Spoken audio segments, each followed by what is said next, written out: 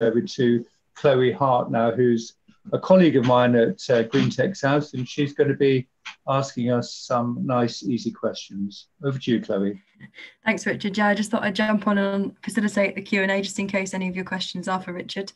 I'm going to start with a question that came through from John Curtis, and he asked a question for GEP. Do your auditors have experience in balancing three-phase power?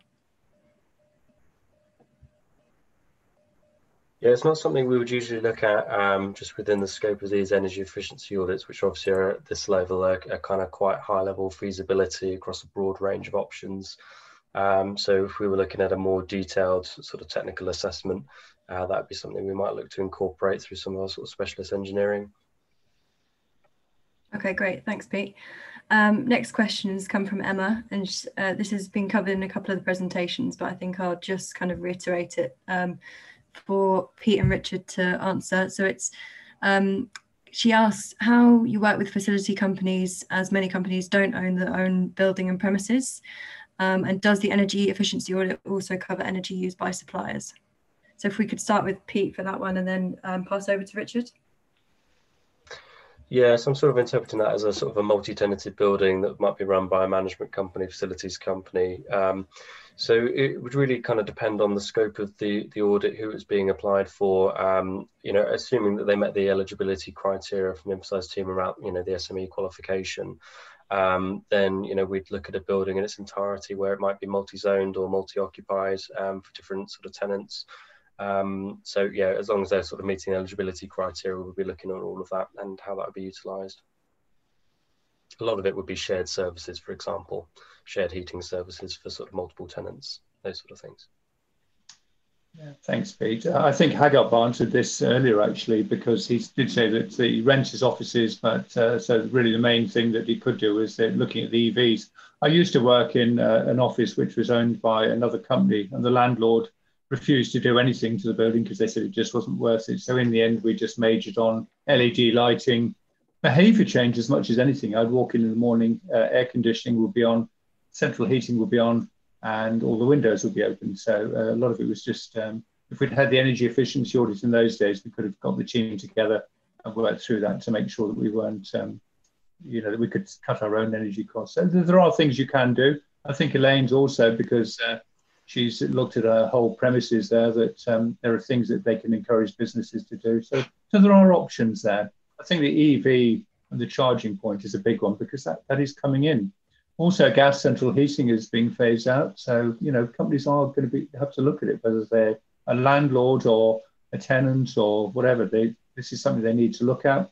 The energy efficiency audit can highlight lots and lots of the things that could be done to reduce carbon, reduce energy, make a positive impact. Yeah, I would just add to that. I mean, in base boarding, and it's the same for most of our centres, not all. The companies don't get individual electricity bills each month. It's all wrapped up together and all included within the lease fee, which is dependent upon the floor space of the office that they get. But it has to be said, that's not really the driver as to why the individual companies want to get involved. You know, we talk very much about, you know, about their impact, about just knowing what they're doing and behaviour change. Yes, if we can say in a year's time, do you know, we've done such a brilliant job getting our energy bill down, let's do something with that money, you know, let's do something with that saving. That seems to be the driver, not so much whether they can get a few pounds a month off their lease. It's not quite the critical factor. Thanks, Elaine. Thank you all. Questions just come in from Graham Andrew. He's asked, what sort of energy data do you initially need? So this is a question for Pete from GEP. And how should companies collate this? Yeah, so typically we need to have your electricity and gas data for sort of the buildings. So, you know, if you've got annual consumption data, quarterly bills, monthly bills, anything that you can access from your supplier, our data analysts will work with you to work out what you've got and how we could usefully utilise that. And sometimes you're not able to access all of it, or you might have periodic reads and so not have a full data set. So we can extrapolate or you know, benchmark against typical buildings if you're really struggling for data. So there are options, you know, we can work with you on that depending on how much data you've got. On the transport side, typically we need to understand, you know, the vehicle type, fuel class, petrol, diesel, etc., and if you're the sort of mileage that you would be doing on an annual basis or monthly basis, or if you've got sort of fuel cards, we can equate that into carbon as well. So those are the types of data that we would typically need, and we can work with you to kind of get a complete data set to give a really accurate baseline. Okay, great. Thanks, Pete. And add another small funny story to that. So we discovered in the process of getting all this data together, all the half-hourly data for over a year, we knew and we remembered there had been a day where there had been a town-wide power cut for over 6 hours. Strangely, our electricity consumption apparently didn't change that day. So that got us just to thinking, are we actually being billed? So there are other benefits to verify that actually you are being billed appropriately as well. So we're still trying to get to the bottom of that one. Thanks, Elaine. Yeah, another question that's come from Graham Andrew, and that's come up at a few of our events actually as well, Pete. So he says that he's got solar panels on the roof, but frustratingly unable to tie this into any government scheme. How can he send unused electricity to the grid and or store the electricity, particularly during summer, as only getting used when the sun is out at present? Yeah, it's quite a specific one. I mean, typically we'd have to really assess the individual solar array, sort of work out how it's been set up, how it's been sized and spec'd to support the on-site demand. It could be an issue where it's been incorrectly specified, or there's been a change in demand where there's now sort of excess electricity, which typically you would be able to export. So again, it really depends on the sort of the site. I mean, or you could look at battery storage as a sort of another option to utilize that to collect energy that's been excess energy during the day. So yeah, I mean, that's when we'd have to have a look at it on an individual basis. But if you want to message me details, I'm sure we can have a look at that. Okay, great. Thanks again, Pete. And another question that's come up when we've been speaking to SMEs kind of throughout the project has been regarding the audit report. So a question again to you, Pete, is can GEP sort of provide be on hand to troubleshoot and provide clarification around any questions that come from audit feedback and audit reports? Yes, absolutely, is the kind of the key answer to that. We completely recognise that this is not everyone's day-to-day. The sort of type of language, the technological sort of terminology within some of these recommendations, information around energy and carbon, it can be quite confusing. It's quite a big challenge for some people that haven't actually got much information or awareness of this. So we're absolutely available. As I say, we'll give everyone a follow-up call after the audit to make sure that they understand the report, what it's sort of summarised, and work with teams on site to actually really interpret the recommendations and to sort of give that awareness. So yes, absolutely. Brilliant, thank you.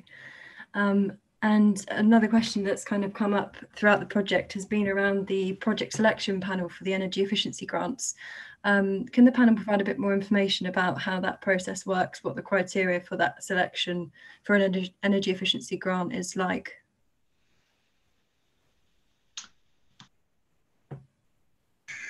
Yeah, I can take that one, Chloe. So basically what we do is it kind of highlights the benefit of having the energy efficiency audit before you go down the grant application route, because about 90% of the application details we take from the audit report. So the carbon savings element, energy saving element, the financial details, the business benefits, all of that needs to go into the application form. This then gets reviewed remotely by our selection panel, which is made up of either energy companies or local academics from the University of Portsmouth, and then they just mark or review the application down to the criteria that I just said, and just kind of making sure that there's a value for money there with the carbon savings attached to the level of the grant that's being applied for.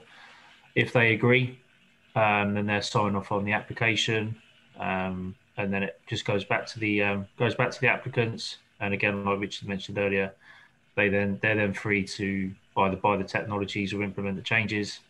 And then after they've done that, we then come back with the agreed 36% grant for the total cost of the project, as long as it's all in line with the terms and conditions that's listed in the grant funded agreement that's sent out to the companies. In terms of timeline between the application being received and the grant funded agreement being sent out, the panel are all volunteers because, like I said earlier, they're either working or they're running their own businesses. So we usually kind of aim for about a 3-week turnaround between, like I said, the application being received and the answer being given. And then that's it, really. It's a pretty simple process. Like Richard said earlier, we're between an 85 and a 90% success rate. So it's a relatively simple process. Obviously, working remotely at the moment, there can be a bit of a delay, but usually it's not that bad. I mean, like I said earlier, my role primarily is to guide the SMEs through the process. So just give me a shout and I will do what I can to get you through. Thanks if I could add one thing, I found Matthew's support extremely helpful throughout the process. He was really there for us to answer any questions. There were quite a few forms to fill out. Sometimes it seemed like the same information was being requested several times on different forms. But you know, if you've ever applied for funding for anything, that's all just part of the process. And Matthew is really there for us to sort of make it as simple as possible. That's great. Thanks for sharing that experience. I got it's really, really useful and a really good point about the ERDF projects as well. And this is a kind of final call to the audience today, just to put any final questions in the chat function before we close the event today. A kind of final question from me to Richard is just, is there a regional boundary for this emphasise project and support? Sorry, Chloe, I missed that. What was the question? Is there a regional boundary for the emphasised project support? No, we cover the whole of England. Obviously, as we're based in Portsmouth and the Solent and the M3 area, we want to do most of the work down here. But because it's European Regional Development Fund, there is no limit on the boundaries as long as it's within England. We can't include Wales or Scotland, I'm afraid. I do have a question, a quick one for Hagop, is have you had any issues with the EVs over range anxiety or getting to charging points, etc.? No, it's all been, I think everyone's adapted really well to just knowing it needs to be charged. They're very good at showing their range. I guess the only issue we've had is not with these vehicles, but we would love to get more, and we would love to, I mean, my goal is still for our entire fleet to go electric, but what's actually on the market is still quite limited. So we're kind of in this place now where as much as we'd love to have more EVs, we can't afford the sort of 80 grand version of a Fiat Sprinter, which would have more range to kind of to make it practical. So I guess we're just waiting for the market to catch up with demand. But the vehicles that we've got, we've been very happy with. Okay. I think it's also important to say that it's not just our funding that's available. We're involved in another project called Low Case, which I haven't actually had the details on yet, but there will be funds there. And I think that's funded at 40% rather than our 36%. So once we've got the details through from the project leader, we'll be sharing those with you. So this is a journey that is going to continue, and it sounds like the government are very much on board with clean growth. So keep watching, join Greentech South and keep talking to us. If I add one more thing, we were also looking at a low carbon workspaces grant to also sort of get more EVs, but just after we started looking at that, they then said they're no longer funding EVs. So if anyone else is thinking about that, I think emphasise should be your first call. Thanks, Hagop. Chloe, no more questions? No more questions. Thanks, Richard. So I just ask the panel if they've got anything else to add or any questions they want to put to their fellow panel members. No? Okay, that's great. I'll hand back to you then, Richard. They're all very quiet there. Thanks very much. A huge thanks to Pete, to Hagop, to Elaine, to my colleague Matt, and also to Chloe. Mainly also to Erin for doing fantastic work on social media and organising me and this Zoom event today. So thanks very much for joining us. It's been great to see some familiar faces, some new faces. Please make contact with us. We're collecting all of the contact details from the chat box, so we will be in touch with you. If you haven't put anything in there, then please make contact with us, and we'll get straight onto it. So thanks very much. Enjoy the rest of your day. I suggest you stay indoors and turn the heating off. Thanks very much, everyone. Bye. Bye.